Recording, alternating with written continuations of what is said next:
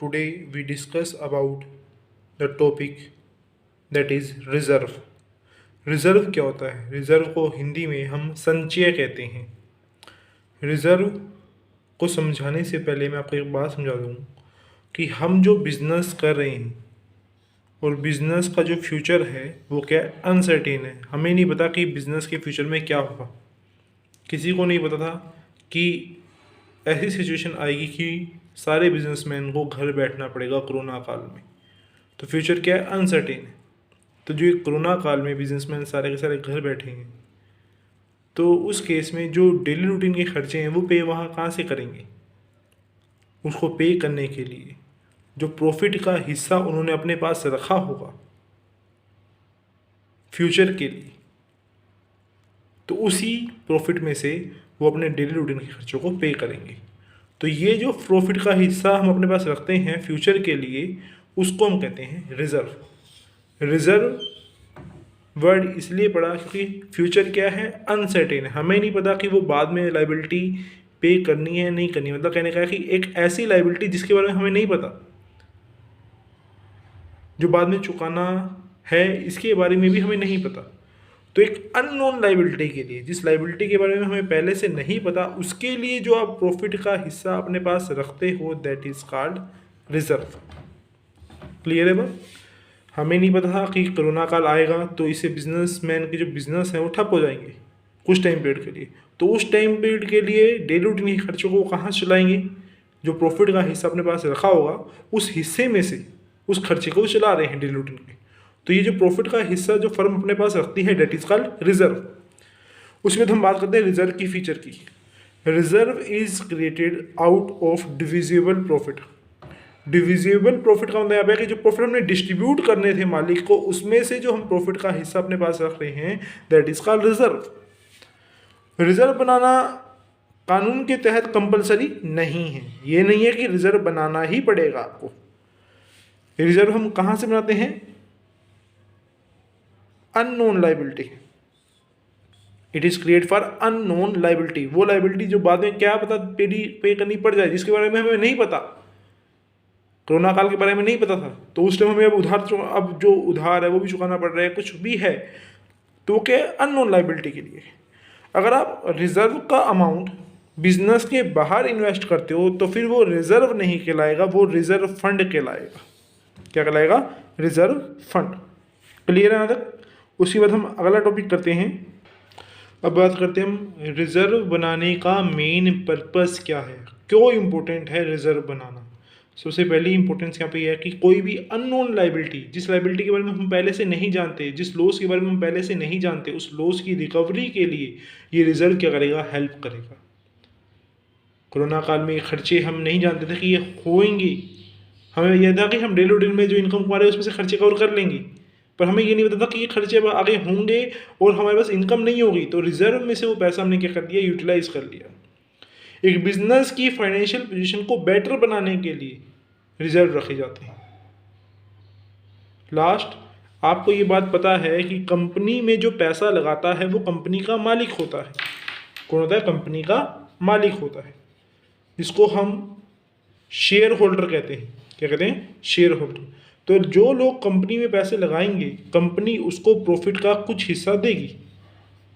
तो जो हिस्सा कंपनी देती है उसको हम कहते हैं डिविडेंड। क्या कहते हैं? डिविडेंड। इतनी बात क्लियर है? अब डिविडेंड मेंटेन करके रखना, मतलब कि मान लो पहले साल प्रॉफिट हुए, हमने डिविडेंड दे दिया, अगले साल प्रॉफिट नहीं हुए तो हम डिविडेंड कहाँ से देंगे? तो डिविडेंड को मेंटेन करने में रिजर्व क्या करता है? हेल्प करता है, क्योंकि हम रिजर्व में से फिर डिविडेंड दे सकते हैं। क्लियर है बात? उसके बाद हमारा अगला टॉपिक है types of reserve. Type of reserve में 2 टाइप्स के रिजर्व हैं, एक है रिवेन्यू रिजर्व और एक है कैपिटल रिजर्व। पहली बात तो रिवेन्यू रिजर्व क्या होता है? रिवेन्यू रिजर्व का मीनिंग यहाँ पर ये है कि जो आप डेली रूटीन में इनकम कमा रहे हो, डेली रूटीन के खर्चे पे कर रहे हो, उससे जो प्रॉफिट हो रहा है, उस प्रॉफिट में से अगर आप कुछ हिस्सा अपने पास रिजर्व रखते हो, that is called revenue reserve. Daily routine के खर्चों को पे करने के बाद जो प्रॉफिट बच रहे हैं, उन प्रॉफिट में से कुछ हिस्सा आप जो अपने पास रख रहे हो, that is called revenue reserve. Capital reserve क्या होता है? एसेट को सेल करने पर जो प्रॉफिट होगा, लाइबिलिटी को भुगतान करने पर जो प्रॉफिट होगा, मतलब कि जो डेली रूटीन के खर्चे नहीं है, डेली रूटीन की इनकम नहीं है, जो लंबे समय के बाद एसेट को सेल किया जाता है, लंबे समय के बाद लाइबिलिटी को पे किया जाता है, तो उस एसेट को सेल करने पर, लाइबिलिटी को पे करने पर जो प्रॉफिट हो रहा है, that reserve is called capital reserve. Clear है? उसके बाद रिवेन्यू रिजर्व में आगे कुछ पॉइंट है। सबसे पहला पॉइंट है जर्नल रिजर्व। जर्नल रिजर्व वो रिजर्व है जिसका पैसा हम कहीं पर भी यूटिलाइज कर सकते हैं, डेली रूटीन को खर्चे को पे करने के लिए यूज़ कर सकते हैं या और कोई खर्चों को पे करने के लिए यूज़ कर सकते हैं। तो general reserve is that reserve the amount is utilise for any purpose. Clear है बात? ये तो था जनरल रिजर्व। अब हम बात करते हैं स्पेसिफिक रिजर्व की। तो यहाँ पे कुछ स्पेसिफिक रिजर्व दे रखे हैं, जैसे dividend equalisation reserve. Dividend equalisation reserve का मतलब यहाँ पे यह है कि हर साल इक्वल डिविडेंड पे करना, किसको? शेयर होल्डर्स को। अभी मैंने बात करी कि कंपनी में शेयर होल्डर पैसे लगा रहे हैं, तो कंपनी क्या करेगी? प्रॉफिट का कुछ हिस्सा शेयर होल्डर को पे करेगी डिविडेंड के रूप में। अब जिस साल प्रॉफिट होगी उस साल तो कंपनी डिविडेंड पे कर देगी मालिक को, पर जिस साल प्रॉफिट नहीं होगी उस साल डिविडेंड नहीं पे कर पाएगी। तो इसीलिए हम रिजर्व में से डिविडेंड को पे कर पाएं, ताकि जिस साल प्रॉफिट ना हो तो डिविडेंड क्या होंगे? इक्वल रहेंगे, हर साल इक्वल डिविडेंड पे कर पाएंगे। अगला पॉइंट है इन्वेस्टमेंट फ्लक्चुएशन रिजर्व। आपको पता है कि अगर हम बिजनेस के बाहर कहीं पैसा इन्वेस्ट करते हैं तो इन्वेस्टमेंट की वैल्यू बढ़ती भी है और कम भी होती है। बढ़ रही है तो हमें प्रॉफिट है, कोई दिक्कत की बात नहीं है। अगर कम हो रही है तो हमें लॉस है, तो उस लॉस की रिकवरी हम कहाँ से करेंगे? रिजर्व में से। और वो रिजर्व कौन सा होगा? Investment fluctuation reserve.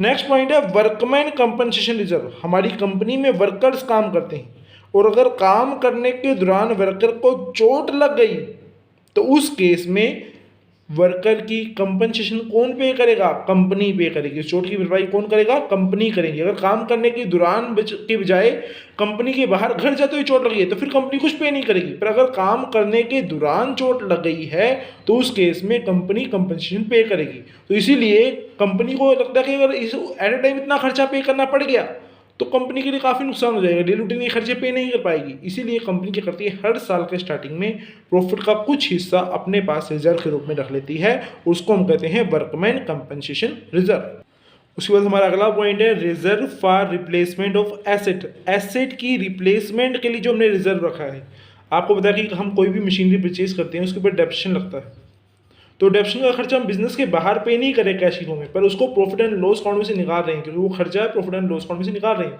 मान लो अगर हम 10 साल के लिए कोई एसेट परचेज करी है, उस एसेट की लाइफ 10 साल है, तो उस केस में 10 साल के बाद उसकी वैल्यू क्या हो जाएगी? 0 हो जाएगी अकाउंट की टर्म्स में। ठीक है ना? 1 लाख की एसेट है, 10 साल के बाद वैल्यू क्या हो जाएगी? 0 हो जाएगी। तो हम 10 साल तक 10,000 रुपये डेप्रेशन निकालते रहेंगे और उस डेप्रेशन को प्रॉफिट एंड लॉस अकाउंट में दिखाते रहेंगे। पर नोटिस करो कि क्या 10 साल के बाद जब हमारे पास 1 लाख रुपए इकट्ठा हो जाएगा तो क्या 10 साल के बाद भी उस एसेट की वही वैल्यू रहेगी 1 लाख रुपए? नहीं। जैसे जैसे पुरानी टाइम से हम नए टाइम में आ रहे हैं तो ऑटोमेटिक वैल्यू क्या हो रही? बढ़ रही है। तो उस टाइम तो हमारे पास पैसे इतने होंगे नहीं, तो इसीलिए हम क्या करेंगे? एसेट की रिप्लेसमेंट के लिए, उस मशीनरी की रिप्लेसमेंट के लिए प्रॉफिट का कुछ हिस्सा अपने पास रिजर्व में रख लेंगे, तो उसको हम कहते हैं reserve for replacement of asset. Last point है debenture redemption reserve. Debenture redemption reserve क्या होता है? जैसे कंपनी शेयर इशू करके लोगों से पैसा मंगवाती है, कंपनी वैसे ही डिबेंचर भी इशू करती है। तो डिबेंचर एक प्रकार का लोन होता है जो कंपनी आम जनता से अरेंज कर रही है। जब कंपनी डिबेंचर के रूप में, लोन के रूप में आम जनता से पैसा मंगवाती है तो एक टाइम के बाद कंपनी को वो पैसा चुकाना भी पड़ेगा। तो इतनी बड़ी रकम अगर चुकानी पड़ गई तो कंपनी के पास एट ए टाइम इतना पैसा नहीं हुआ, तो इसीलिए क्या करेगी कंपनी? स्टार्टिंग में ही डिबेंचर की रिडम्पशन के लिए कुछ रिजर्व, कुछ पैसा अपने पास रख लेगी, ताकि आने वाले टाइम में जब वो पैसा चुकाना पड़ेगा तो वो आसानी से चुका सके। तो इसीलिए उस रिजर्व को हम कहते हैं डिबेंचर रिडम्पशन रिजर्व। आज का हमारा लास्ट टॉपिक है सीक्रेट रिजर्व। सीक्रेट रिजर्व क्या होता है? सीक्रेट का होता है गुप्त संचय। ये रिजर्व आपको ना बैलेंस शीट में मिलेगा, ना प्रॉफिट एंड लॉस अकाउंट में मिलेगा। तो मिलेगा कहां पे? नाम से क्लियर है, सीक्रेट रिजर्व। सीक्रेट रिजर्व का मतलब यहाँ पे यह है कि आपकी एसेट की जो ओरिजिनल वैल्यू उसको कम करके दिखा दिया और लाइबिलिटी की वैल्यू को बढ़ा के दिखा दिया। अब एसेट की ओरिजिनल वैल्यू कम कर दी, मान लो 10 लाख की एसेट थी आपकी, 5 लाख की दिखा दी, तो 5 लाख रुपए बच गए, वो क्या? सीक्रेट रिजर्व है। लाइबिलिटी 1 लाख की थी, 2 लाख की दिखा दी, तो 1 लाख रुपए बच गए। वो क्या है, सीक्रेट रिजर्व है। तो एसेट की वैल्यू को कम करना और लाइबिलिटी की वैल्यू को बढ़ाना, तो ये जो पैसा इकट्ठा हो रहा है वो रिजर्व किस रूप में होगा, सीक्रेट रिजर्व के रूप में होगा, ताकि इस पैसे को हम बाद में यूटिलाइज कर सके। तो ये हमारा टॉपिक था आज लास्ट इस चैप्टर का।